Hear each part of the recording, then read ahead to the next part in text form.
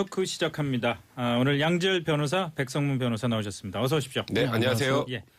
오늘도 여러분들 이슈 토크 진행되는 동안에 여러 문자 의견 좀 많이 보내주시기 바랍니다. 샵 1035 짧은 문자 50원, 긴 문자 100원, 고릴라는 무료입니다. 오늘 주제에 대해서 어떤 의견이든 좋으니까요. 많이 보내주시면 감사하겠습니다. 자, 오늘 오후에 청와대 임종석 비서실장의 긴급 브리핑 예의부터 한번 시작을 해볼까요? 요지를 말씀드리자면은 세월호 침몰 당일 청와대가 대통령에게 최초 보고한 시간이 9시 30분에서 10시로 수정이 됐다.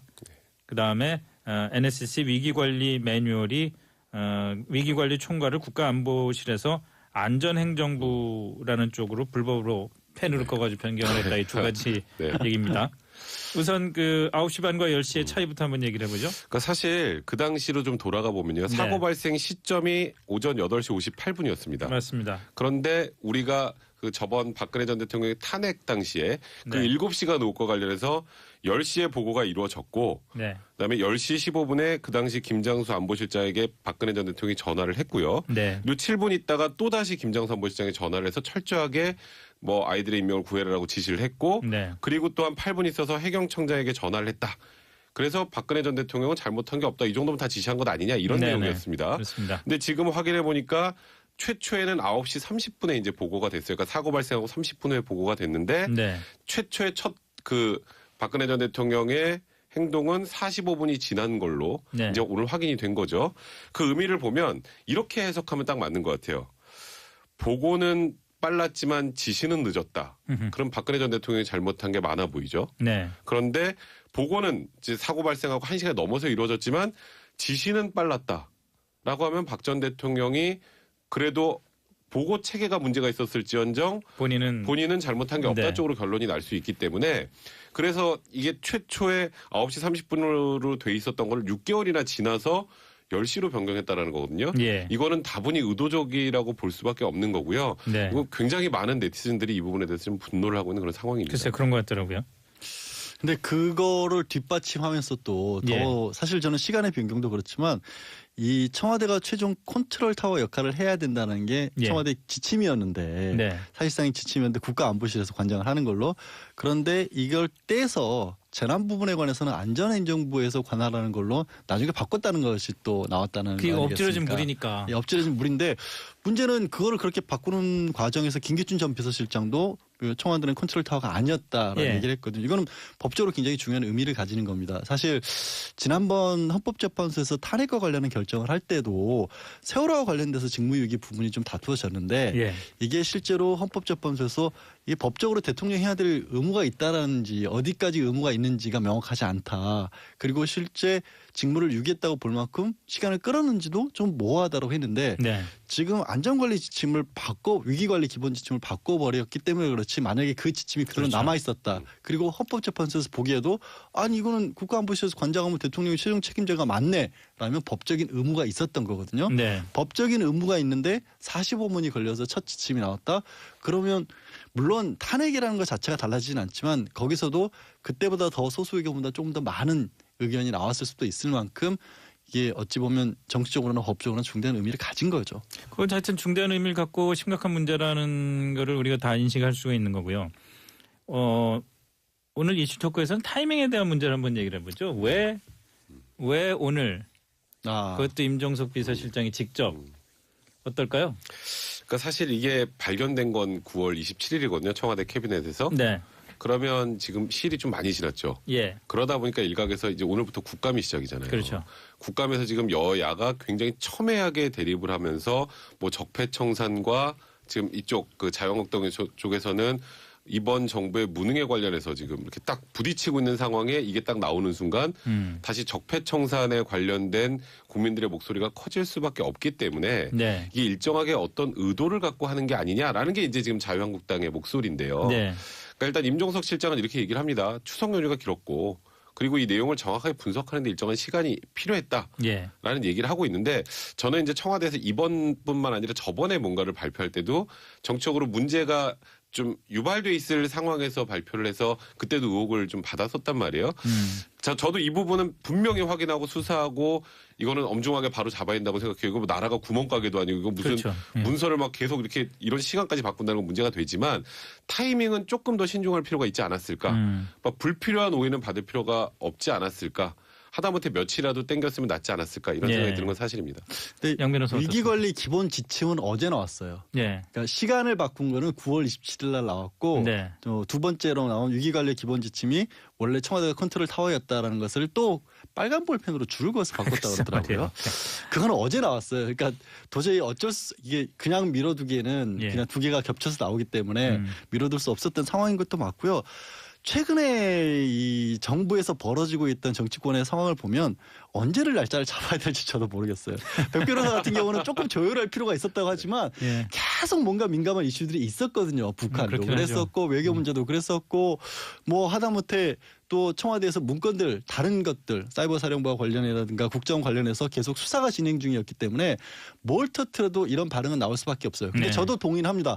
국감도 시작이고 내일까지 박 전 대통령의 구속 연장 여부도 그러니까요. 결정을 해야 되는 상황이기 때문에 그런 야권에서 볼멘 소리가 나올 수밖에 없는데 문제는 그 목소리를 너무 크게 내면요. 네. 다른 사안이 아니에요. 세월호와 관련된 사안이에요. 그러면 오히려 역품 맞습니다. 이거는. 여기에 가치입니다. 결국 박 전 대통령을 옹호하는 그런 쪽으로 갈 수밖에 없는 사안이라서 아마 더 고민을 임종석 비서실장이 했다라면 이거를 오늘 해야 되나 말아야 되나 하시다가도 이거 했다고 그걸 가지고 너무 세게 나면 오히려 그럴 만한 사안이 안 된다. 이 세월호와 네. 관련된 부분은 그런 판단까지 한 것 같아요. 그러니까 그게 이제 자유한국당의 어찌 보면 볼멘 소리죠. 이거 우리가 움짤따서 못하게 지금 터트린 거 아니냐라는 건데, 그러니까 저는 조금 아쉬운 게 뭐냐면 하루 이틀 미리 얘기를 아까 말씀하셨던 것처럼 뭐 못했던 상황이라면 그러면 내일 일단 박근혜 전 대통령에 대한 구속영장 연장 여부가 결정이 되잖아요. 네. 그 이후에 하면 그래도 좀 낫습니다. 근데 이게 하필 이제 물론 이게 무슨 영장을 연장하는데 중요하게 활용이 되진 않겠지만 여론이라는 게 있기 때문에 무슨 일단 재판부도 법과 원칙에 따라 재판을 하지만 연장 여부를 결정하지만 여론에서 완벽하게 자유롭게 힘든 것 또한 사실이거든요. 영향을 받을 수 있을 네, 거다 이거죠. 이런 그러니까 발표에. 굳이 그러니까 오해를 받을 그 타이밍을 잡을 필요는 없지 않았을까. 물론 양재열 변호사 말씀대로 요즘에 언제 뭘 발표하나 항상 뭔가 오해를 받은 소리가 있다라고 하나 그렇죠. 지금이 어찌 보면 가장 중요한 국감이 시작되고 박 전 대통령의 구속영장 연장 여부가 이제 내일까지 결정돼야 될 아주 예민하고 첨예하게 대립하고 있는 상황에서 했다라는 부분에 대해서 다소 아쉽다라는 거예요. 그러니까 제가 이 부분이 잘못됐다라는 뜻이 아니라 그런 타이밍을 좀 더 잘 잡으면 지금 현재 어쩔 수 없이 겪고 있는 그 여소야대 상황에서 그래도 조금 야당을 좀 배려하는 측면이 있지 않았을까라는 개인적인 생각인 네. 거죠. 법원의 부담을 경감시켜주는 차원은 있을 것 같아요. 효과가 있을 거는 연장을 그럼. 아니요, 그건 아니고요. 네. 만약에 연장이 됐을 때는 별 영향이 없을 것 같은데 연장을 법원이 만약에 안 시켰어요. 예. 그런데 그럼 임종석 비서실장 입장에서 법원이 내일 만약에 뭐 월요일날 석방하겠습니다. 예. 라고 발표를 했는데 네. 월요일날 임종석 비서실장 이걸 시기적으로. 발표를 해버리면 이걸 어떻게 발표를 하겠어요. 그러면 청와대는 언제 파악해요? 9월 27일 알았네요. 그럼 국민들이 아니 그거를 이제 내놔가지고 박 전 대통령을 풀려나게 만들었어요. 이것도 감당 못해요 정부에서는. 그러니까 이 시점이 백 변호사가 얘기한 그런 문제점이 있다는 거 저도 알지만 또 한편으로서는 하루라도 빨리 발표할 좀 수밖에 곤란한 없었어요. 거다. 예. 알겠습니다. 마지막으로 지금 그 김성태 의원이 지금 자유한국당 정치보복대책위원장인데 네. 요 그냥 하여튼 자유한국당이 얼마나 지금 당황하고 화가 나 있는지를 설명해주는 그 코멘트 하나만 말씀드리고 다음 주제로 넘어가죠. 이번 그 김정석 실장의 발표를 보고선 문재인 대통령 청와대는 마치 전임 정권 뒤나 캐고 다니는 흥신소 정권 같다. 청와대가 쓰레기통만 뒤지고 있다. 이렇게까지 얘기를 했더라고요. 근데 반대 똑같 비슷한 얘기를요. 이런 예. 얘기로도 합니다. 청와대가 정말 전 정권 쓰레기 치우다가 언제 일해야 될지 모르겠다. 그런 얘기도 합니다. 그렇죠. 그렇게 얘기하는 분들도 있죠. 자, 이 어금니 아빠 얘기를 이제 또 시작을 해야 되는데 아까 주요 뉴스 때도 얘기를 했지만 이 정말 이 엽기의 백화점이에요. 그렇죠. 오늘은 경찰이 결국 얼굴을 공개하기로 했고 그 흉악범이거나 그 몇 가지 조건에 부합하면 네. 얼굴을 공개하기로 하지 않습니까? 네. 아유, 일단 두 분 각자 이 본 느낌, 이 사안을 대하는 변호사로서의 느낌, 내가 이영학 씨를 변호를 해야 된다고 생각하면은 어떤 심정일지 좀 얘기 좀 해보시죠. 일단 제가 먼저 얘기해요. 네. 제가 변호사라면 이영학 씨와 관련해서는 변론할 거리가 너무 없을 것 같아요. 이건 네. 뭐 무슨 선처를 구할 수 있는 방법이 거의 없는 정도의 수준으로 지금 범행 얘기들이 나오기 때문에 예. 최초에는 딸의 14살짜리 친구를 딸을 통해서 유인해서 목 졸라 살해하고 사체를 유기했다까지였는데 예. 저번 달 9월 1일 날 이 부인이 그 의붓 시아버지에게 뭐 8년간 성폭행을 당했다고 고소를 하고 느닷없이 6일 후에 자살을 해서 그렇죠. 통상적으로 진실을 밝히겠다라고 이런 어려운 상황에서 고소한 사람이 6일 만에 자살하는 것도 좀 이해가 안 가는 이해가 안 상황인데 가죠. 그걸 보니 이영학 씨가 개입했을 것으로 보이는 여러 가지 정황들이 좀 있어요. 물론 자살은 사실이지만 네. 자살을 유발했다라거나 네. 자살을 방조했을 가능성이 있다는 것들이 나오고 더 나아가서 아내를 성매매 대상으로 삼고 성매매하는 아내의 그 동영상을 촬영했다라는 것까지 나온 상황이기 때문에 지금 무언가 선처를 바라기조차 힘든 상황이라 아이, 사실 변론을 할 거리가 거의 없는 정도의 수준 아닌가. 이런 굉장히 사건이 의뢰가 충격적입니다. 들어오면 그럼 거절합니까? 이 정도 사건은 저희한테 안 옵니다.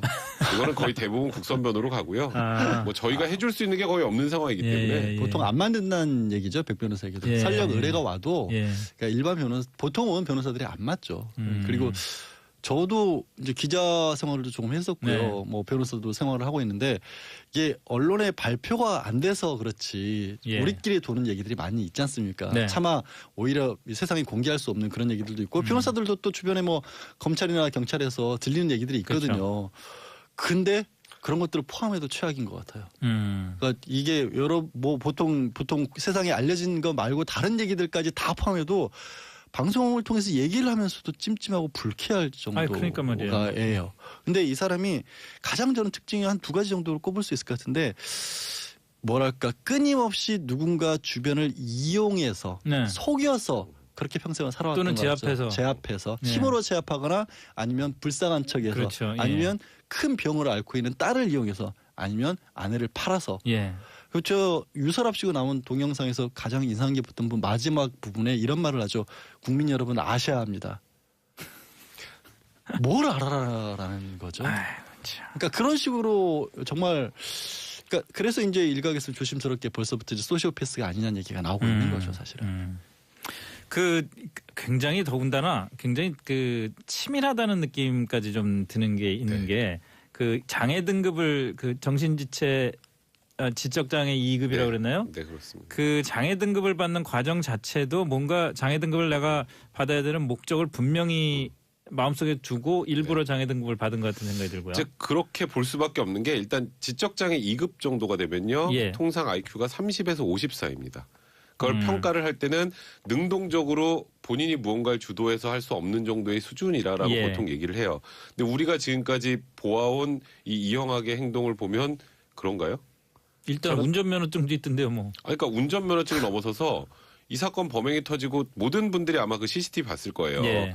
그러니까 9월 30일 날 이 김양이 이 집에 오고 10월 1일 날 김양이 들어있을 거로 추정되는 여행용 가방을 들고 네. 딸과 함께 씻죠. 네. 싣고 딸이 엄마의 영정사진을 영정사진 들고 들고. 조석에 타잖아요. 예. 그게 바로 CCTV 앞입니다.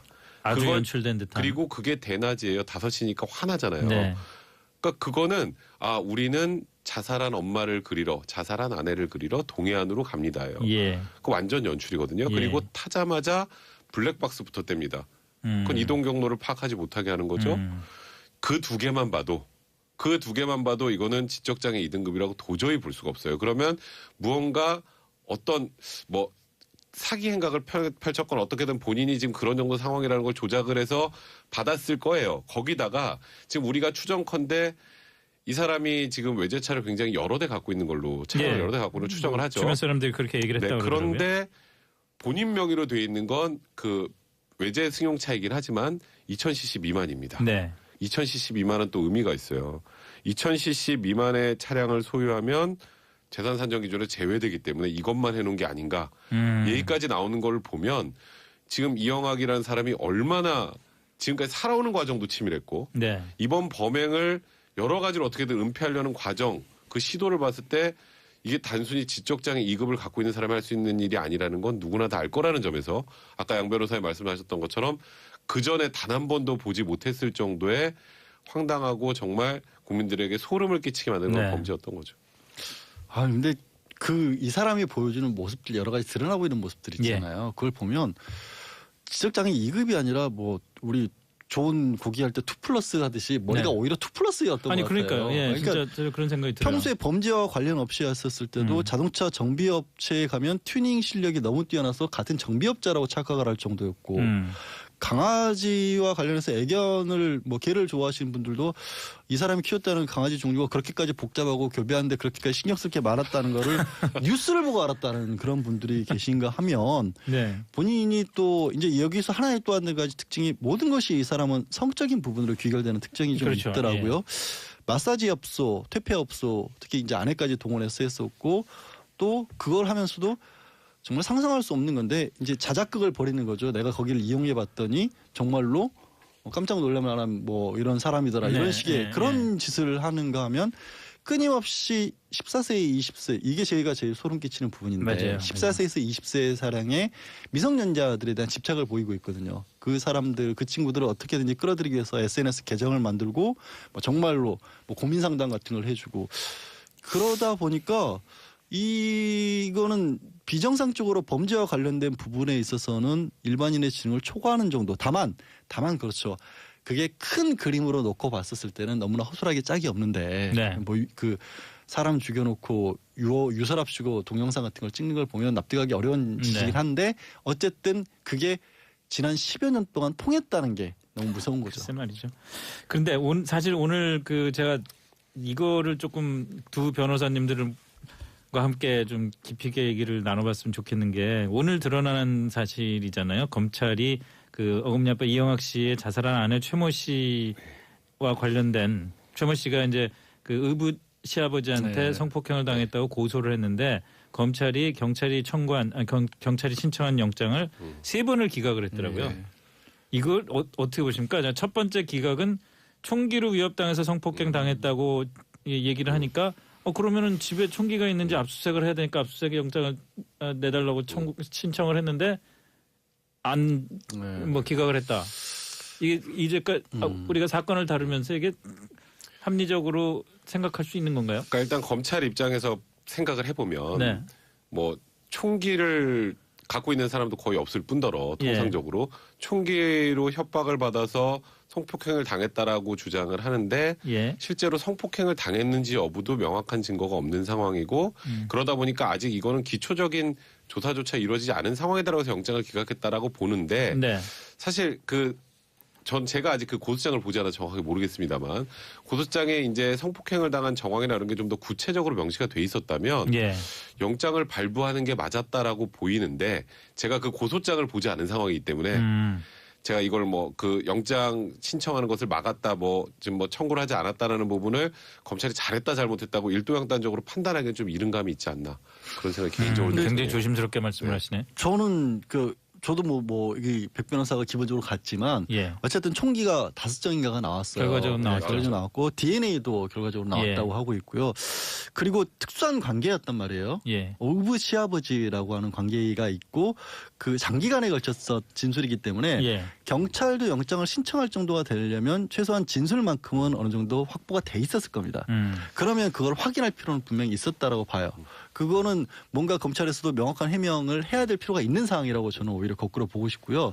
이게 왜 중요하냐면 그때 수사가 제대로 이루어졌더라면 이 같은 사고 최소한 2사람의 생명을 살릴 수도 있었던 거예요. 일단 그런 면이 있는 거죠.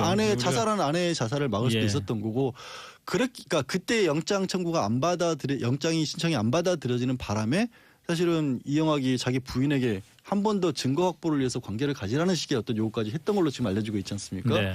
그래서 또 자살을 했고 근데 이제 그 이후에는 경찰도 또 약간 좀 대응이 좀 늦었던 게 늦었죠. 예. 그런 정도의 상황이 벌어졌고 자신들이 영장 신청까지 했는데 그 자살까지 이르렀고 그다음에 이 동영상 부분이 네. 그때 이미 입수가 됐다라는 거예요. 성관계 맞아요. 동영상 같은 것들이. 그러면 여기서는 저는 더 확실하게 속도를 내서 수사를 했었어야 된다고 보는 거죠. 이게 그때만 했어도 최소한 지금 사망한 그 여중생의 생명이라도 좀 살릴 수 있었지 않았을까. 맞습니다. 뒤늦은 후회지만 그런 안타까움이 남는 거예요 지금. 근데 저는 지금 말씀하셨던 거 저도 뭐 전적으로 공감은 합니다만 이제 제가 자꾸 이게 경찰과 검찰의 입장을 얘기해 드리는 것 같아서 그렇긴 한데 경찰 입장에 생각을 하면 이제 이 부인의 자살과 관련해서 그 자살과 관련해서 이게 또 이영학 관련인가 관련한 내사도 했었죠. 네. 근데 자살할 때 유서가 있는 건 명백했기 때문에 네. 이 부인의 죽음에 관련해서 이영학에게 바로 직접적으로 책임 물을 게 있는지에 대해서는 확인할 필요가 분명히 있었어요. 예. 그러면 폭행 흔적 정도만 가지고 바로 뭐 이영학의 신병을 확보하기도 쉽지 않은 상황이고 그리고 그게 이영학의 폭행 흔적인지 아닌지를 그 당시에 명확하게 확인하기 어려웠고 단지 이제 그 유서에 이영학으로부터 성적 학대를 당했다라는 거 예. 그리고 그 이후에 동영상이 나왔는데 그 동영상이 뭐 성매매였는지 뭔지 그 부분을 확인할 수 없는 상황이었어요. 그 당시에는.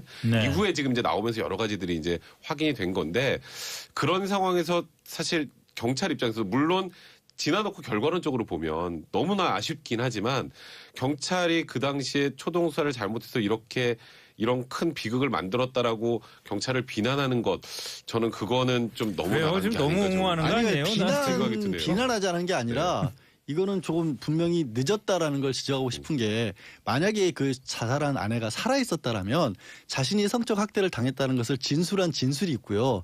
그다음에 확보된 몸의 증거가 있습니다. 문신. 이 아내의 문신이 굉장히 심각한 수준이었던 거거든요. 맞아요. 예. 그리고 주변 사람들의 목격담도 있습니다. 또 지금 오늘 이제 언론을 통해서 공개된 부분을 보면 자살 당시에 이영학의 행동을 보면요. 예. 네. 남편이 아내가 떨어져서 생명이 끊어져 가고 있는데 그 옆에서 할 만한 행동이 아니었어요. 맞아요. 전화 통화를 하고 있고 그 구급차에도 같이 타지도 않고 표정 하나가 변화가 없었고 심지어 주변의 그 주민들의 증언에 따르면 아내의 옷차림새를 수정을 고쳐주는 그러니까 옷이 왜 말려 올라가 있는지 모르겠지만 옷을 끌어내려서 고쳐놓고 자기는 전화 통화를 했다는 거거든요. 네. 이게 있을 수 있는 일인가요? 그러니까 제가 아예 그 전에 뭔가가 없었다라면 예. 모르겠으나 이미 어느 정도 수사 내지는 정보가 경찰 손에서 들어가 있었던 상황이었기 때문에 그래서 너무나 이상적인 죽음이었다는 백 거죠. 변호사 30초 드릴 테니까 네. 입장을 번복해 보시든지. 저는 번복이 아니라 그 당시에 결국 이상한 행동은 많았지만 자살은 명확했기 때문에 네. 자살은 명확했기 때문에 그걸 가지고 지금 와서 야 그때 이 사람 행동이 이렇게 이상했는데 지금도 자살이 아니다는 아니잖아요. 네, 물론이죠. 관여를 했느냐 여부잖아요. 그걸 직접적으로 그 당시에 모든 걸 밝혀내기는 좀 한계가 있었다. 어쩌다 보니 알겠습니다. 그렇게 됐네요. 예. 제가. 뭐 수고 많이 했고 무슨 취지인지는 알겠습니다. 자, 오늘 여기까지 하죠. 이 이영학 사건 더 이상 좀 자꾸 새로운 거 이제 그만 나왔으면 좋겠어요. 내일까지 동기가 나와야 된다. 동기가 아직 안 밝혀졌습니다. 물론이죠. 그건 물론이죠. 자, 백성문 양지열 변호사와 함께한 이슈 토크였습니다. 두 분 고맙습니다. 네, 고맙습니다. 법적인 의무가 있는데 45문이 걸려서 첫 지침이 나왔다.